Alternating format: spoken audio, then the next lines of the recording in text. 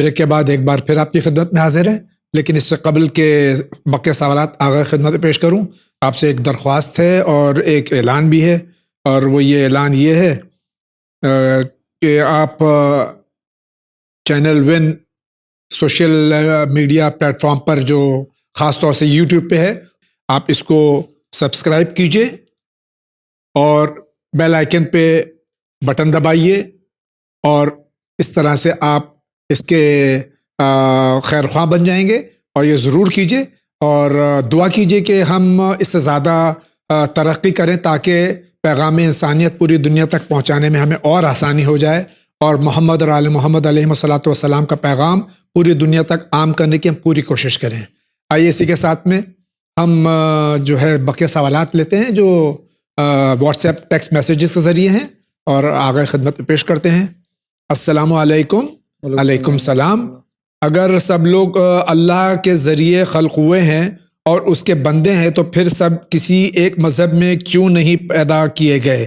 کیا اللہ یہ طے کر سکتا ہے کہ کس کس مذہب میں پیدا کیا جائے، اور جبکہ کوئی اور مذہب اللہ کا مذہب نہیں ہے، پھر ان مذاہب میں پیدا ہونے والوں کا کیا غلطی ان کی کہ وہ مشرک ہوئے؟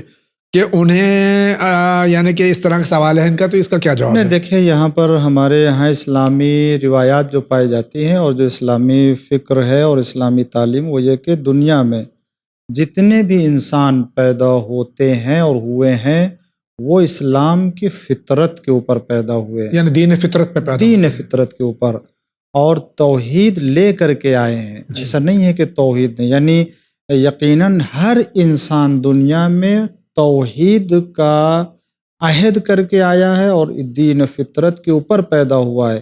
اب اس کے بعد کوئی دوسرا مسلک، دوسرا دین اور مذہب اختیار کرتا ہے، تو یہ یہاں کا ماحول ہے، وہاں کا تعلیم ہے، دوسرے مذاہب کے لوگ ہیں کہ جو اپنے یہاں پیدا ہونے والے بچے کو وہ دوسرے مسلک اور مذہب سے جوڑ دیتے، ورنہ ہر انسان خدا کی توحید اور فطرت دین کے اوپر پیدا ہوتا ہے. یہ اللہ نے الگ الگ مذہب کی شکل میں نہیں پیدا کیا. بہت بہت شکریہ. السلام علیکم. علیکم السلام. I am Qaisar Merchant from Mumbai. MashaAllah, Win channel is doing a great job. Alhamdulillah. اللہ زیادہ سے زیادہ سکسیس دے آپ سبھی کو، اور ہمارے علماء کو صحت و تندرستی عطا فرمائے. اللہ آپ تمام کو بھی صحت و تندرستی اور مزید ایمان عطا فرمائے. میرا ایک سوال ہے اور ایک گزارش بھی سبھی ویورز سے. بچوں پہ اسلام میں بہت فرائض ہیں، بے شک وہ سبھی مولانا اکثر بتاتے رہتے ہیں. آج پلیز تھوڑا پیرنٹس کے فرائض ہی بیان کریں، جیسے کہ عمر کے ساتھ ساتھ تھوڑا بچوں کی بات بھی مانا کریں. بچے اگر ان کی ہیلتھ کے لیے وریڈ ہیں یا ان کے اچھے کے لیے کچھ بولتے ہیں تو مانیں. پیرنٹس کی ہیلتھ اچھی رہے گی تو بچے بھی آٹومیٹکلی ٹھیک رہیں گے. تو پیرنٹس کو چاہیے بچوں کی روک ٹوک کو غلط نہ سمجھیں، وہ آپ کے ہی ہیلتھ کے سلسلے میں فکر مند ہوتے ہیں. پلیز مولانا صاحب اس بارے میں ذرا کچھ سمجھا دیجیے. نہیں، یقیناً دونوں کے فرائض اور دونوں کے حقوق ہیں. ماں باپ کے بھی ذمہ داریاں اور بچوں کی بھی ذمہ داریاں ہیں، اور ان کے بھی کام الگ الگ ہیں. ان کے بھی لہٰذا ہر ماں باپ کو اپنے فرائض کا خیال کرتے ہوئے بچوں کی تربیت کرے. بچے بڑے ہو گئے ہیں، اب ان کو بہت زیادہ روکنے ٹوکنے، ان کو تربیت ان کے بچپنے میں دی جا سکتی ہے اور دی جاتی ہے. لہٰذا جب وہ شعور والے ہو گئے، سمجھدار ہو گئے، تو اب وہ خود اچھی اور بری چیزوں کو سمجھ رہے ہیں، اور وہ ماں باپ کے لیے اگر کچھ واقعاً کرتے ہیں تو ہو سکتا ہے ہم اپنی نظر سے دیکھ رہے ہوں کہ یہ ہمارے لیے اچھا نہیں ہے، مگر بہرحال بچے خیر خواہ ہوتے ہیں. مگر یہاں پر بچوں کو بھی خیال رکھنا، ہو سکتا ہے بچے اپنی فکر کے اعتبار سے ایک اچھی چیز سمجھ رہے ہیں، لیکن ماں باپ کو بہرحال تجربہ ہوتا ہے، وہ سمجھ رہے ہوں کہ ہو سکتا ہے ان کے لیے وہ اچھی چیز نہیں ہے. خلاصہ یہ کہ ماں باپ کو بچوں کے اوپر بہت زیادہ بڑے ہونے کے بعد سختی نہیں کرنا چاہیے، اور جہاں بچوں کی بات کو مان لینے میں کوئی حرج نہیں ہے وہاں ماننا چاہیے، احترام دینا چاہیے، عزت دینا چاہیے، تاکہ بچوں کو بھی یہ معلوم ہو کہ ہاں ہماری عزت، ہمارا احترام بڑے کی نگاہ میں، خاص طور سے ماں باپ کی نگاہ میں ہے. بہت بہت شکریہ آغا. سر السلام علیکم. علیکم السلام. میرا ایک کویشچن ہے. دعائے احزاب کے بارے میں ہے کہ اگر جس کی شادی نہ ہو رہی ہو تو وہ اس کو لکھ کے مٹی کے نئے برتن میں کسی شیلف پہ رکھ دے یا سجائے تو اس کی شادی جلدی ہو جائے گی۔ میرا کوشچن ہے کہ مٹی کا پرانا برتن یوز کر سکتے ہیں جو مجلس میں بٹا ہو اور بس مجلس کے حصے میں ہی اسے ملا ہو، یا گھر میں کسی مشین پہ بھی رکھ سکتے ہیں؟ نہیں، دیکھیں یہ بات تو درست ہے کہ سورہ احزاب کی تلاوت اور اس کا عمل ایسا ہے کہ اگر کسی کی شادی نہیں ہے ہو رہی، رشتہ نہیں اگر آ رہا ہے تو سورہ احزاب کے خاص طریقے سے پڑھنے سے رشتہ فراہم ہو جاتا ہے۔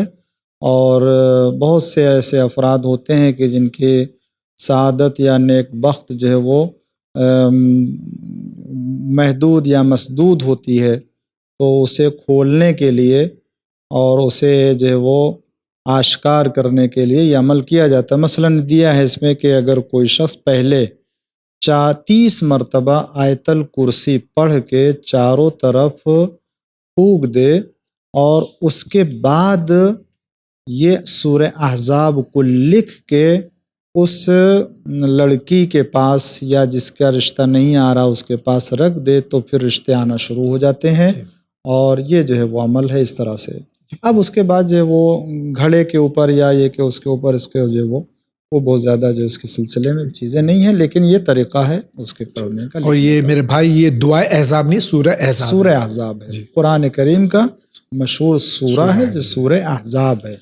بہت بہت شکریہ۔ السلام علیکم۔ علیکم السلام مولانا صاحب اور جاوید بھائی، میرا سوال یہ ہے کہ خمس واجب ہے یا مستحب؟ خمس واجب ہوتا ہے، مستحب نہیں، واجبات میں سے ہے کہ اگر آپ کے پاس کوئی مال ہے، کسی بھی طرح کی بچت ہے تو وہ سال میں ایک مرتبہ اس کا 20% نکالنا واجب ہے۔ بہت بہت شکریہ۔ السلام علیکم۔ علیکم السلام۔ سر پلیز میرے سوال کا جواب دیں کہ اس موسم سرما میں ہم نیم گرم پانی سے وضو کر سکتے ہیں یا نہیں؟ ہاں کر سکتے ہیں، سردی کا زمانہ ہے تو آپ ٹھنڈا پانی ہے اگر نقصان پہنچنے کا یا نہ بھی نقصان پہنچنے کا ہو تو آپ اسے گرم کر کے کر سکتے ہیں وضو۔ السلام علیکم۔ علیکم السلام مولانا صاحب اور جاوید انکل، ہمارا سوال یہ ہے کہ اگر کوئی مسلمان شراب کا بزنس کرتا ہے تو اس کے یہاں کھانا جائز ہے یا نہیں؟ دیکھیں ان کے یہاں اگر وہ دعوت دیتے ہیں، ان کی دعوت میں شریک ہونے میں کوئی حرج نہیں ہے، لیکن چونکہ ایسا کام کرتے ہیں تو اپنے عمل سے بہرحال کوئی ایسا طریقہ ظاہر کریں کہ جس سے پتہ چلے کہ وہ ہمارے عمل کو پسند نہیں کرتے، تاکہ ایک طریقے سے امر بالمعروف اور نہی از منکر ہو جائے۔ شکریہ۔ ایک طویل سوال آپ کی خدمت پیش کر رہے ہیں۔ بسم اللہ۔ السلام علیکم۔ علیکم السلام۔ میں گجرات سے ہوں۔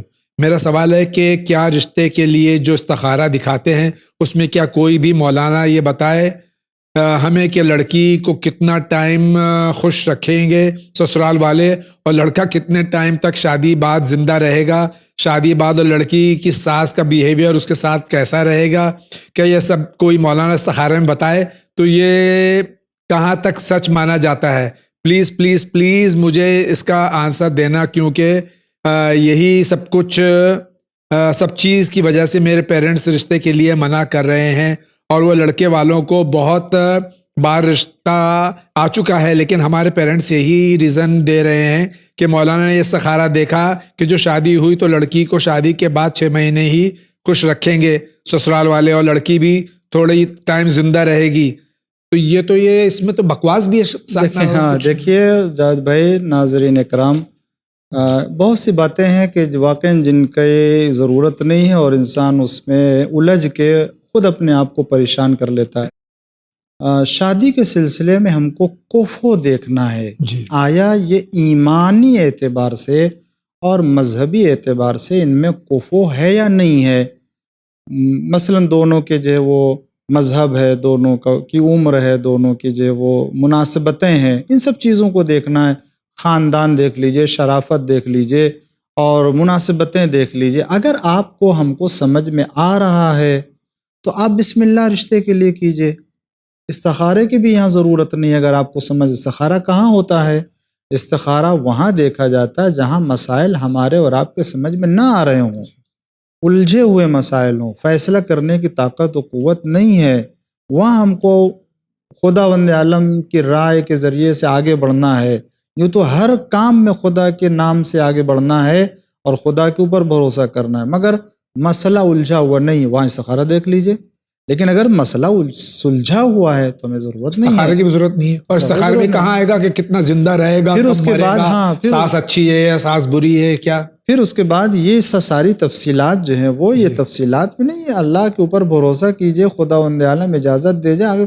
کتنے ایسے مسائل ہیں جو بعد میں اٹھتے ہیں، تو کیا یہ صحیح ہوتا ہے کہ نہیں؟ ایسی کوئی بات نہیں ہے۔ جی آپ استخارہ اگر نہیں سمجھ میں آ رہا تو استخارہ دیکھیں، اور اس کے بعد جو وہ آپ عمل کیجئے، جو بھی آ جائے اس کے اوپر۔ بہت بہت شکریہ۔ ایک اور طویل، بہت طویل سوال ہے، شاید اس میں کئی شق ہیں، آپ کی خدمت میں پیش کر بسم دیتا ہوں اللہ، میں۔ دیکھیں کیا ہے۔ السلام علیکم۔ علیکم السلام۔ My name is Sayyid Kumail Zaidi and I am in the taqleed of Ayatollah Khamenei Hafizahullah Ta'ala.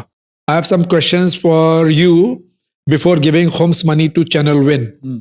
کیا میں آپ کو خمس کے دونوں حصے دے سکتا ہوں، سہم امام علیہ الصلاۃ والسلام اور سہم سادات؟ اور اگر ہاں دے سکتا ہوں تو آپ کو کیسے بتاؤں کہ یہ دونوں حصے میں نے دیے ہیں، یا میں 2 بار پیسے ٹرانسفر کروں؟ آپ مجھے یہ طریقہ بتائیں کہ اگر میں دونوں خمس کے حصے آپ کو دیتا ہوں، میں آپ کو کیسے بتاؤں کہ یہ سہم امام ہے، یہ سہم سادات ہے؟ پھر آگے بڑھوں میں؟ جی ہاں جی۔ اور اگر میں سہم سادات خود کسی کو اپنی طرف سے دینا چاہوں، جیسے کہ ابھی میری نظروں میں نہیں ہے کوئی ضرورت مند جس کو میں جانتا ہوں کہ اس کو ضرورت ہے پیسوں کی، کیا میں یہ پیسہ الگ سے اپنے پاس رکھ سکتا ہوں، اور جیسے ہی آنے والے مہینوں اور اس سال کے اندر ہی اندر کوئی میری نظروں میں ایسا مستحق آتا ہے ضرورت مند تو اس کو میں دے دوں؟ کیا میں ایسا کر سکتا ہوں کہ پیسہ اپنے پاس رکھوں اور بعد میں سال سے ختم ہونے سے پہلے دے دوں؟ اگر میں یہ پیسے اپنے پاس رکھ سکتا ہوں تو کتنے دنوں تک رکھ سکتا ہوں؟ تیسری بات، میں نے شیئر مارکیٹ میں بھی، اگلا سوال ہے، پہلے یہ سوال پہلے دیکھ لیتے ہیں۔ ہاں دیکھیں، انہوں نے عرض کیا کہ میں رہبر معظم آقا خامنائی مدظل العالی کے وہ مقلد ہیں، تو یہ بہت اچھا ہوا بتا دیا، کیونکہ سہم سادات کے سلسلے ان کا ذرا مختلف ہے، آغا کا مسئلہ جو ہے وہ مختلف ہے۔ جی۔ تو انہوں نے جہاں جہاں یہ بات لکھی ہے کہ میں سہم سادات کسی اور کے لیے روک کے رکھ لوں، تو نہیں روک سکتے آپ۔ کیوں؟ اس لیے کہ آغا کا فتویٰ یہ ہے کہ سہم سادات کو بھی خرچ کرنے کے لیے مجتہد سے اجازت کی ضرورت ہوگی، وہ اگر اجازت دیتا ہے تو آپ اسے صرف کر سکتے ہیں، ورنہ نہیں۔ رہ گیا مسئلہ کہ آپ دونوں حصہ خمس کا ون چینل کو دے سکتے ہیں یا نہیں، تو ہاں یہاں پر اجازت ہے، چونکہ آقا خامنائی مدظل العالی کے طرف سے اور اجازہ ہے، تو لہٰذا آپ دونوں حصہ یہاں بھیج سکتے ہیں۔ اور کیسے بھیج سکتے ہیں؟ دیکھیں، آپ اکاؤنٹ نمبر لے لیجئے اور اس کے بعد آپ ٹرانسفر کر دیجئے اور بتا دیجئے کہ اتنی رقم میں نے دونوں سہم امام بھی اور سہم سادات بھی دونوں میں نے بھیج دیا ہے، اور آپ ایک رقم بتا دیجئے۔ فرض کر لیجئے آپ نے 50,000 دونوں حصہ بھیج دیا ہے، تو ہم سمجھ لیں گے کہ 25,000 سہم امام ہے اور 25,000 سہم سادات ہے۔ اس کو الگ الگ بھیجنے کی ضرورت نہیں ہے، ایک ساتھ بھیج سکتے ہیں، اسے کوئی مشکل نہیں ہے۔ تو آپ یاد رکھیے، جو آپ کو رکھنا ہے کسی ضرورت مند کو دیکھیں اس وقت آپ اس کو دے دیں، یا 6 مہینہ سال بھر، تو دیکھیں اسی وقت رکھ سکتے ہیں جب آپ کو اپنے پاس رکھنے کی اجازت ہوگی، اور اگر آپ کے پاس اجازت نہیں ہے تو نہیں رکھ سکتے۔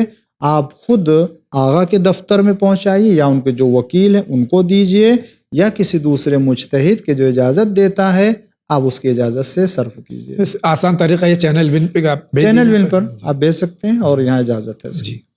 اب وہ شیئر مارکیٹ کا میں نے شیئر مارکیٹ میں انویسٹمنٹ کر رکھی ہے اور لاس میں چل رہا ہے میرا شیئر میں نے سیل نہیں کیے ہیں، ابھی پیسہ اس میں انویسٹڈ ہے میرا۔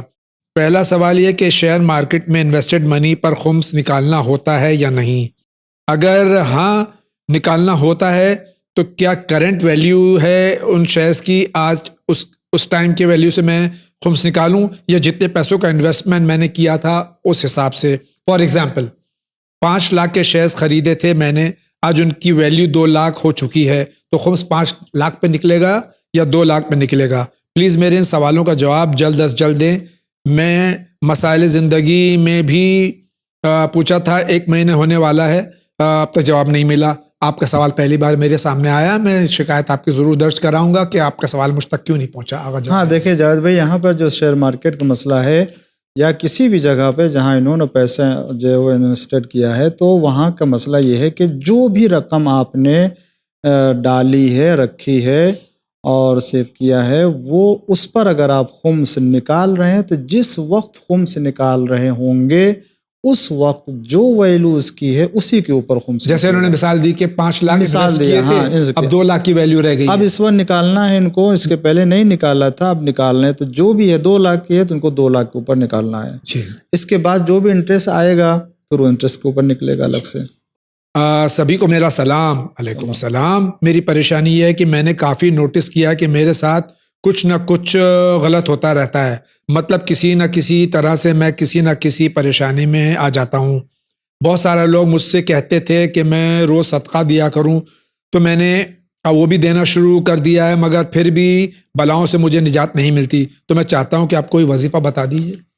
نہیں دیکھیں, وہم بھی ہو سکتا ہے, یہ خیالات بھی ایسے ہو سکتے ہیں جس کی بنا پر آپ یہ سمجھ رہے ہیں کہ ہمارے ساتھ ایسا ہو رہا ہے. ایسی کوئی چیز نہیں ہے. آپ اپنا وظیفہ جو واجبات کا ہے آپ اسے عمل کیجئے اس پر, اور اس کے بعد صدقے کے اوپر پابندی سے عمل کرتے رہیے. یہ بلاؤں کے برطرف ہونے کا ذریعہ ہے. اور استغفار بھی کیجئے. دوسرا عمل جو میں آپ کو بتانا چاہتا ہوں وہ یہی ہے کہ آپ روزانہ 70 مرتبہ استغفار کیجئے. استغفار صرف گناہوں کے لیے نہیں ہوتا ہے, بہت سی بلاؤں کے دور ہونے کے لیے بھی, غربت و مفلسی کے دور ہونے کے لیے بھی. اگر کسی کو بیٹا حتیٰ نہیں ہوتا, لڑکا نہیں ہو رہا ہے, تو لڑکا ہونے کے لیے بھی استغفار پڑھا جاتا ہے.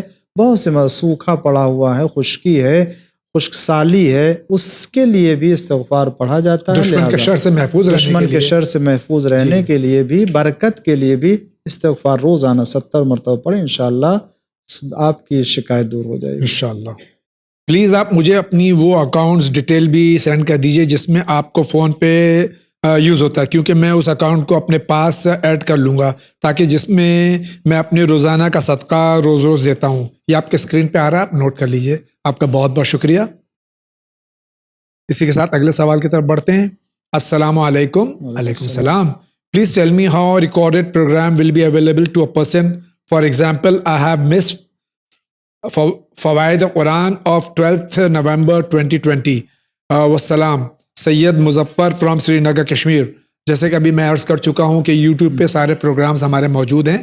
آپ یوٹیوب کو سبسکرائب بھی کیجئے. الحمدللہ 1 لاکھ سبسکرائبر تک ہم پہنچ چکے ہیں تقریباً.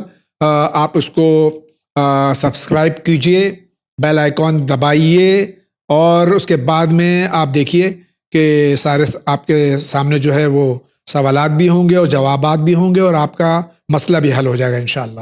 بہت بہت شکریہ. السلام علیکم. علیکم السلام. طلاق فسخ کیا ہے, اور شادی کے فسخ ہونے کی کون کون سی کنڈیشنز ہیں؟ دیکھیں, نکاح اور عقد کے فسخ ہونے کے شرائط ہیں, اور اس کے شرائط یہ ہیں کہ زن و شوہر میں اگر کسی کے یہاں کوئی عیب نکل آئے, اور وہ عیب ایسا ہے کہ ایک دوسرے کے حقوق ضائع ہو رہے ہوں. جی.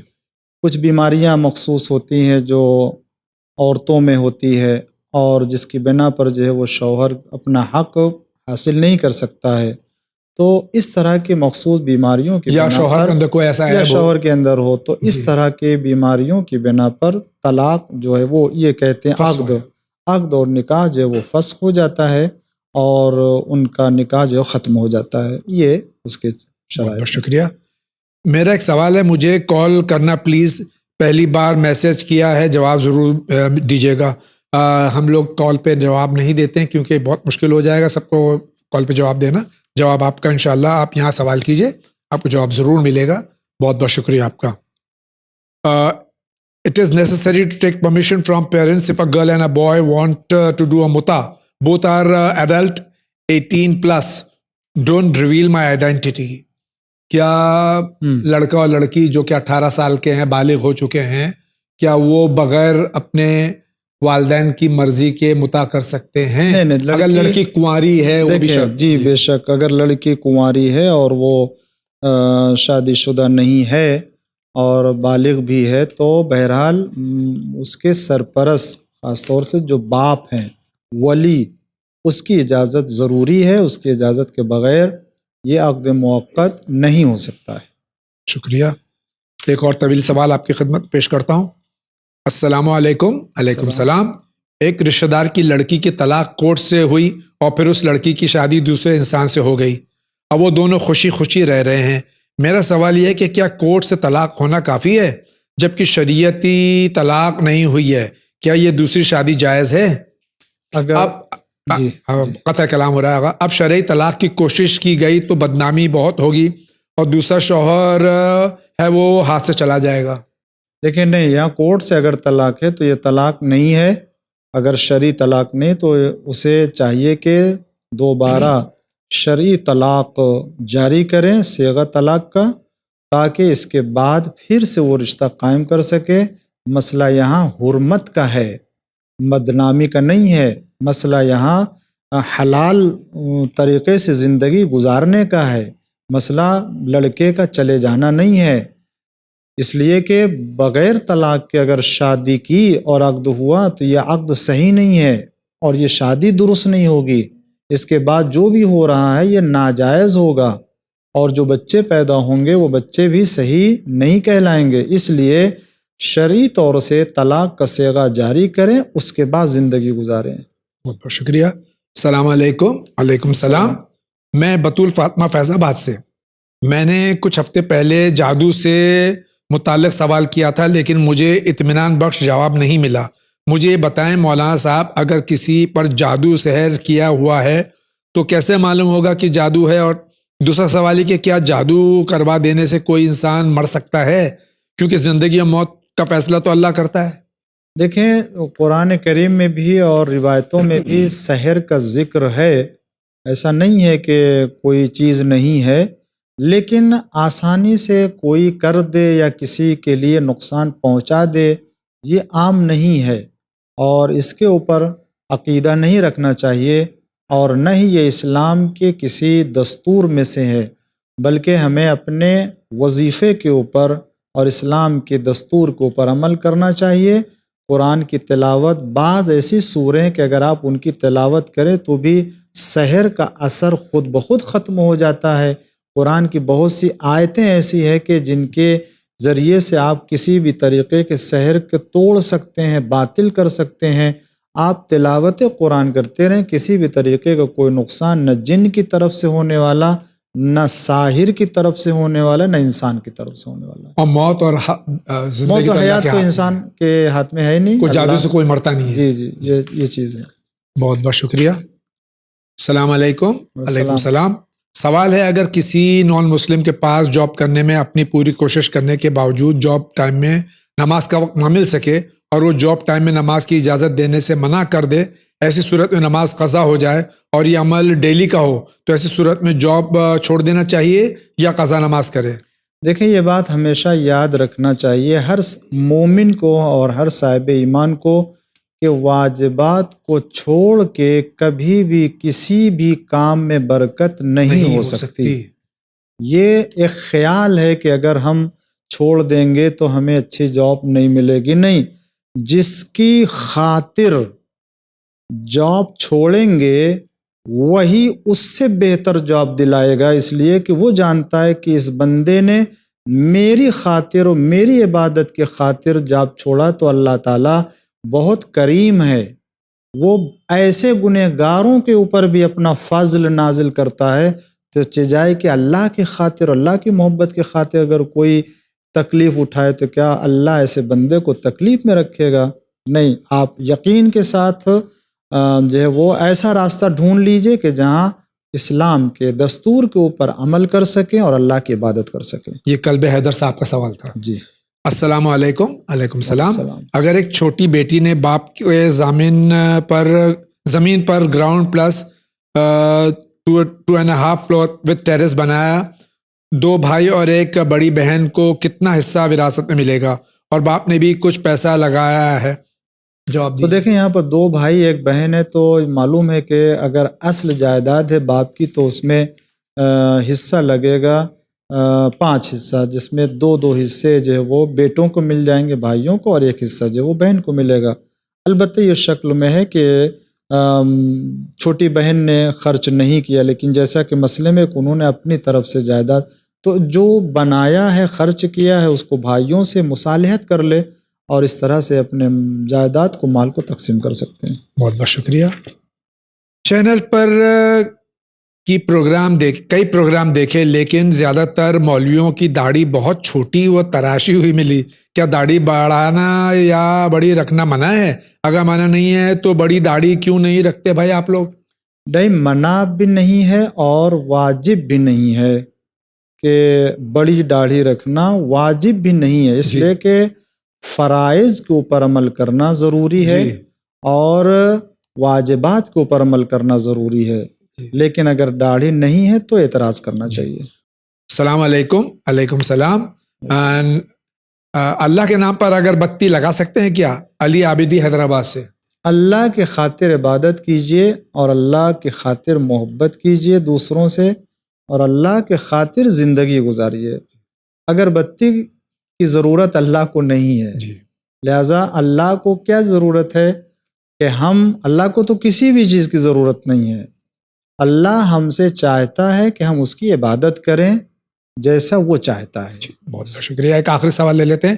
نماز تہجد میں اٹھ کر نماز پڑھنا چاہتی ہوں، کوئی وظیفہ بتا دیجیے۔ ابھی آپ بتا چکے ہیں یہ بھی۔ یعنی اٹھ نہیں پا رہی ہیں یا یہ کہ اٹھ نہیں پائے تو اسی لیے بتایا میں نے کہ تھوڑا اپنے کام کو مختصر کریں اور پورے ہوش اور حواس اور مستحکم اور مضبوط ارادے کے ساتھ اس وقت کو ذہن میں لے کر کے سو جائیے، یقیناً جو ہے وہ آپ کی آنکھ کھلے گی۔ اور اہتمام کریں، تکلیف اٹھائیں، برداشت کریں، الارم لگائیے، اور اس طرح سے جو ہے وہ تہجد کے لیے اٹھ کر کے نماز پڑھ سکتے ہیں، اور ہم کو بھی اور سب کو دعاؤں میں یاد رکھیں انشاءاللہ۔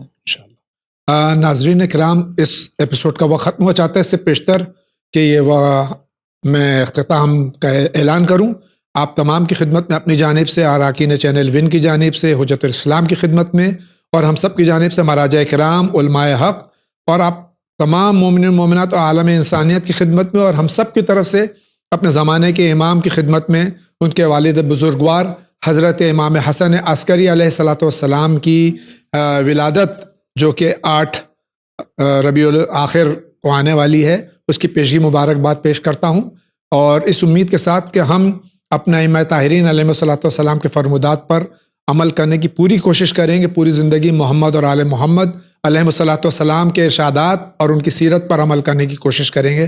آغا آپ کا بہت بہت شکریہ۔ اللہ تعالی ہم سب کے عمل کو قبول فرمائے اور امام زمانہ کے ظہور میں تعجیل فرمائے، الہی آمین۔ انشاءاللہ زندگی رہی تو پھر آپ سے ملاقات ہوگی، تب تک کے لیے اجازت دیجیے۔ وآخر دعوانا ان الحمدللہ رب العالمین۔